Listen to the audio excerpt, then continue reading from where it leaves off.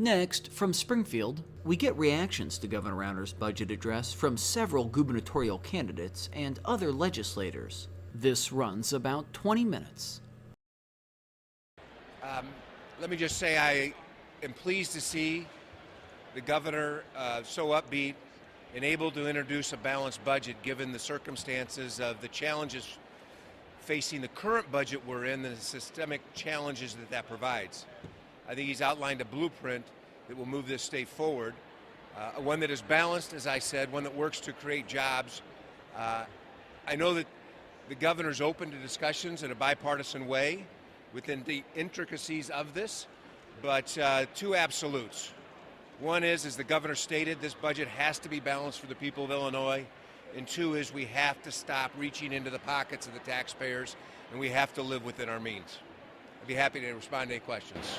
Senator, so $1 billion in unpaid bills this year, $8 billion in the bill backlog, and the governor says number one priority is a $1 billion income tax cut.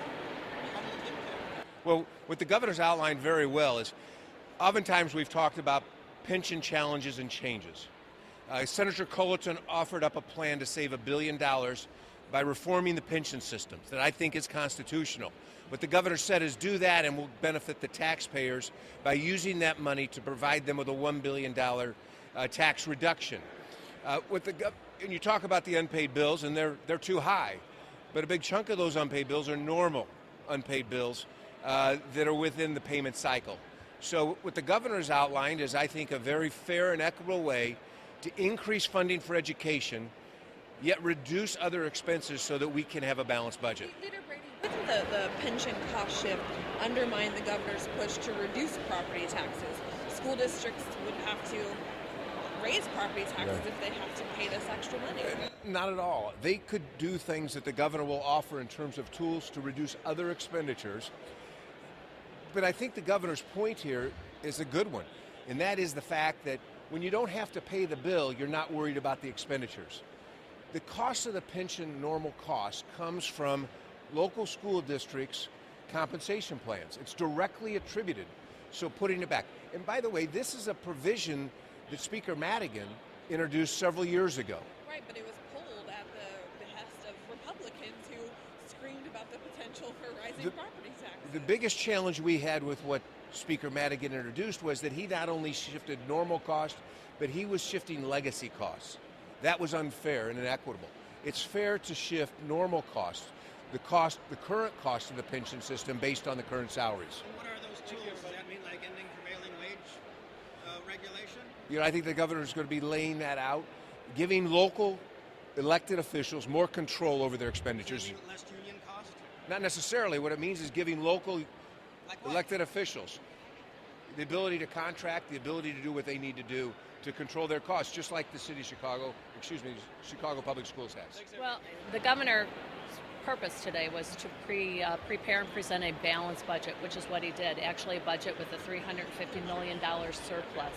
I was glad to see that. Also, record spending in education, something that we've talked about in a bipartisan manner over the course of several years. Today was an opportunity for the governor to present his priorities without any additional spending.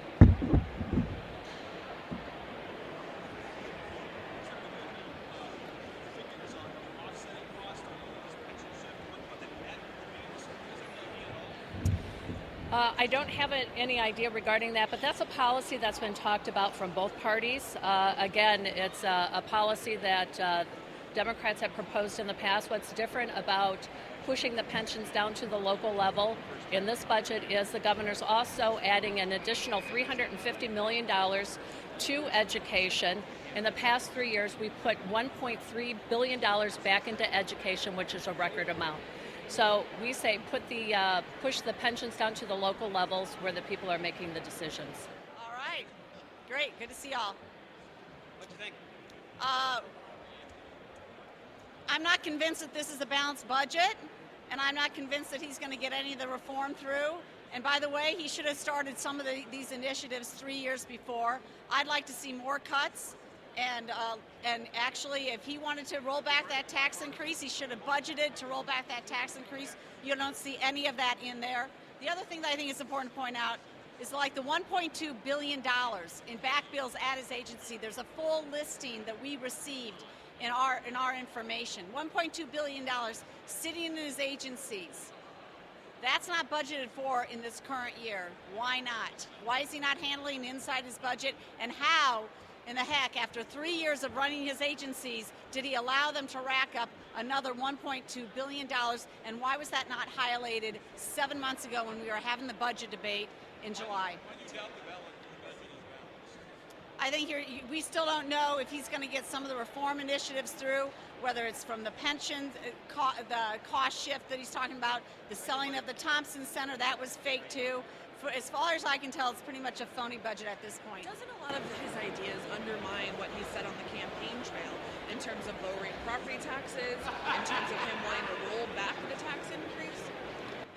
Well, that's exactly what I just said. You know, you're putting pressure on local units of school districts to actually pay for their pensions. I'm not opposed to that. I'm opposed to the fact that he's not giving them any control over it.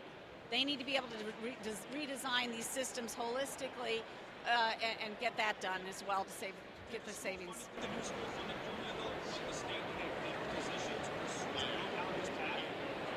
I don't agree that it did. Here's what he did on this one.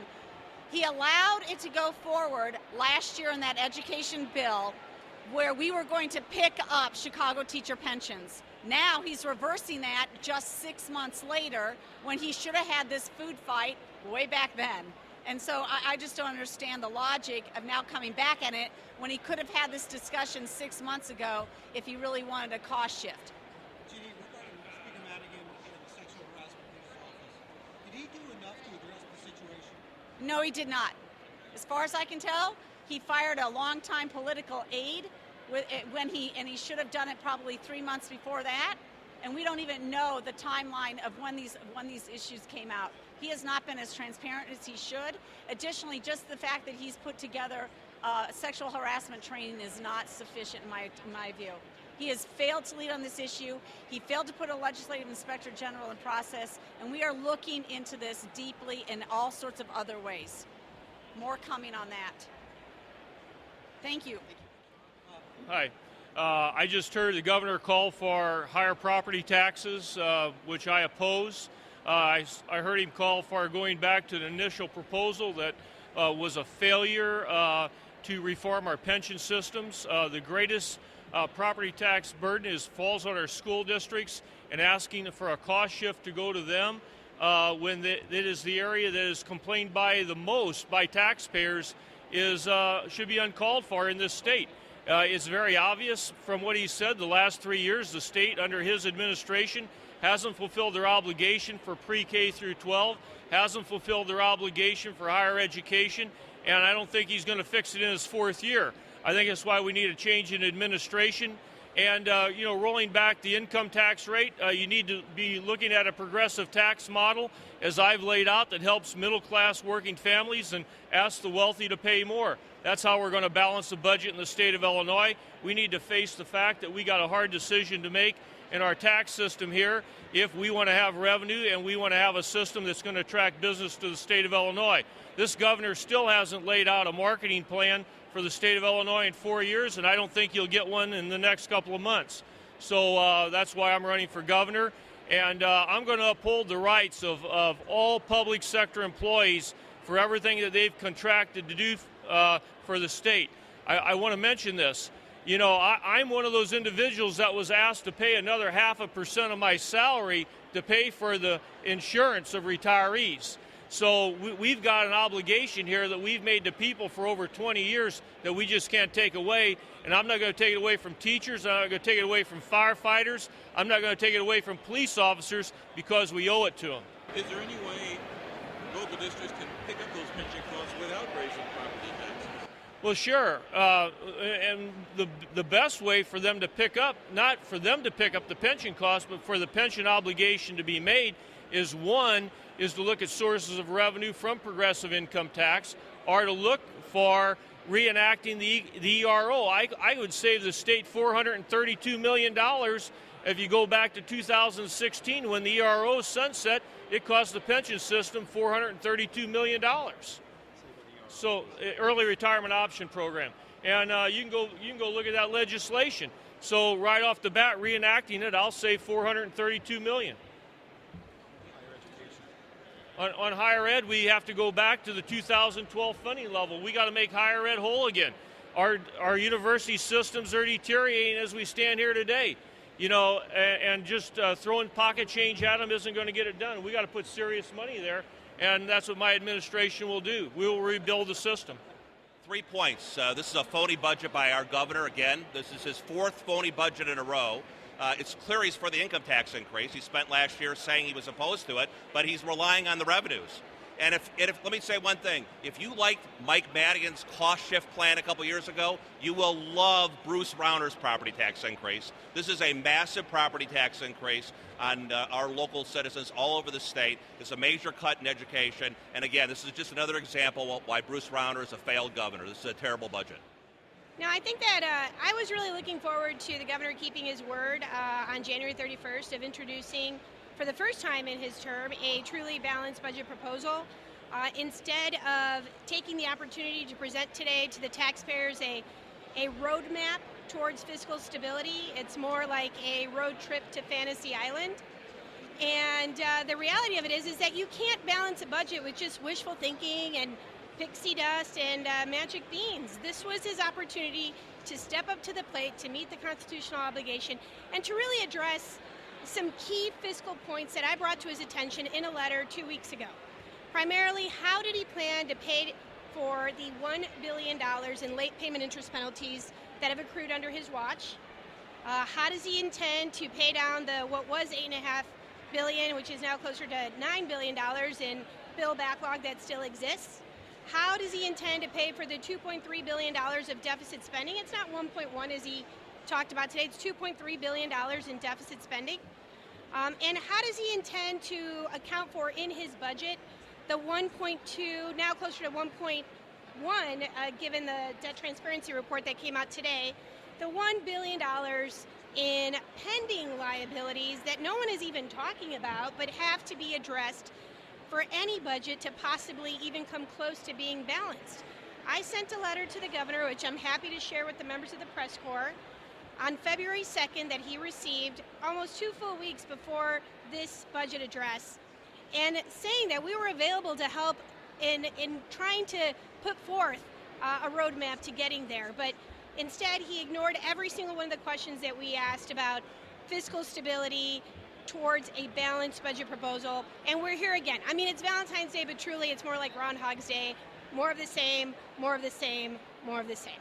To be fair to Governor Rauner, I don't think any budget address has ever had the fine specifics of what is to be introduced as a budget, but I think we've seen more of the same. I thought the trifecta was going to be enough, and the fourth time was going to be a charm, but that's not what we heard.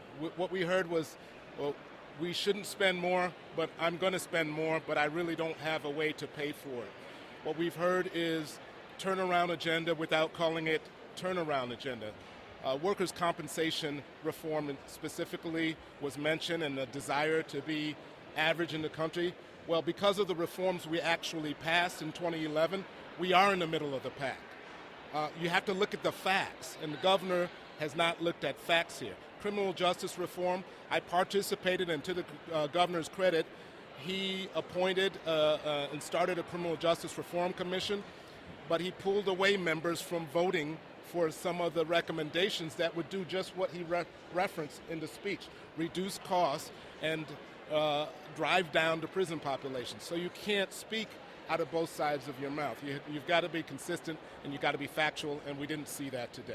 Thank you. Hi, Scott Drury. I'm running for Attorney General. I'm just going to be very brief.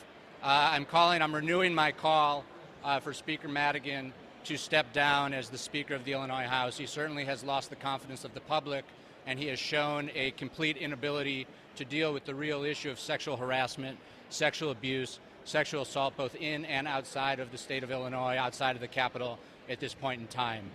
Yesterday, I sat and watched his press conference where he hid behind his attorney, except to say that this issue is an issue to blame on Bruce Rauner. Now, certainly Governor Rauner can be blamed for a lot of the problems in the state of Illinois, but I'm 100% positive that Bruce Rauner did not put Kevin Quinn up to harassing an employee of Speaker Madigan's ward in the 13th Ward. So it's time for colleagues, Democrats and Republicans, to get together and demand that we have new leadership in the House, because the hashtag #MeToo movement is a start, but it certainly isn't an end. When we passed the legislation late last year, dealing with sexual assault, I actually had a different bill that said we need to have an independent special prosecutor investigate these issues for this very reason. And at the time that Speaker Madigan was not calling that legislation, it appears that he was covering up an investigation of his own and having it done internally. That's not how investigations work. It's not how investigations will work when I'm the Attorney General. We are going to clean up the state, and we are going to make sure that everybody in the state of Illinois has a real voice and no one has to feel silenced because of someone more powerful than them. Happy to answer any questions. So the biggest issue I have with the governor's pension proposal is that the consideration model proposed both by Governor Rauner and by President Cullerton is unconstitutional. In pension committee, either last year or the year before, I called it the extortion model of reform. You cannot say to somebody, here are the options you have to take and here's what we're going to give you. That's tantamount to someone who owns a restaurant and someone comes by and says, you need security, and you say, no, I don't, and they throw a bomb through your window, and they say, how about now? If we want to have real pension reform, we have to be looking at cash buyouts. We have to be looking at giving people real choices. Do you want this in return for that? But we can't tell them what the options are. So this budget that's been proposed by the governor, again, is an unbalanced budget because he builds in savings that simply are not there. I'm State Representative Letisa Wallace, running mate to Senator Daniel Biss. What we heard today was a rehash of the 2015 speech that laid out the disastrous turnaround agenda by Governor Bruce Rauner. There was not much more added today besides a few things sprinkled here and there, and his idea that we will roll back what we passed last year and still somehow be able to reinvest or invest more in programs. His speech was illogical. It did not actually present his constitutional duty to present to us a balanced budget. And so for that, I'm extremely concerned. And I have finally found that in 4 years, every single year, the current governor has failed his constitutional duties to introduce a balanced budget to the legislature. Well, Speaker Madigan, has he done enough to handle the sexual harassment investigation in his own office, or did he drop the ball? I'll defer to Senator Biss to give his statement, and I will answer your question after that. Well, yes.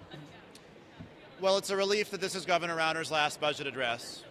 Once again, we hear a speech that's about going after vulnerable people. Once again, we hear a speech that's about cutting wages of the least well-paid workers here in the state of Illinois. And once again, we hear a speech from a governor who says he's not in charge and acts like he's not in charge, simply trying to shift responsibility everywhere else besides himself. He claims he's for education, but he wants to solve the pension debt problem on the back of school children and property taxpayers. There is simply no solution in this speech. It's an unbalanced budget. It's an irresponsible budget. We have to do better. We have to ask people like Bruce Rauner and his friends to finally pay their share so we can fund a budget that works for the state of Illinois. Letisa and I are committed to fighting for just that budget.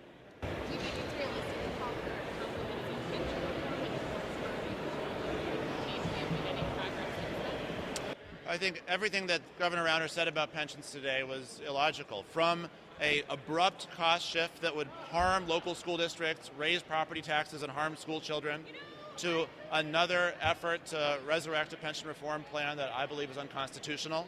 But again, this is a governor who says he's not in charge and acts like it. The history of machine politics in Illinois and across the world is that when political campaign operations and government operations mix themselves too closely, that's about centralization of power, and that's where power can be abused. That's why we've advocated to change the way the Democratic Party of Illinois selects its chairman, so that we can't have a system where the party and the government are somehow in cahoots with one another and the people lose out. So I think what he's put forward is both balanced and realistic.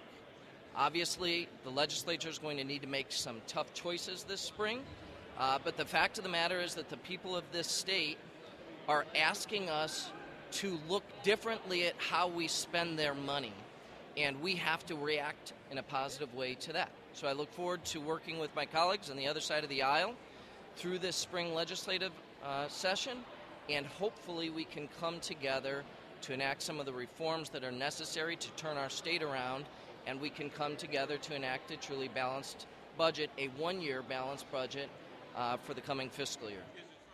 He takes credit for an education reform bill that he vetoed.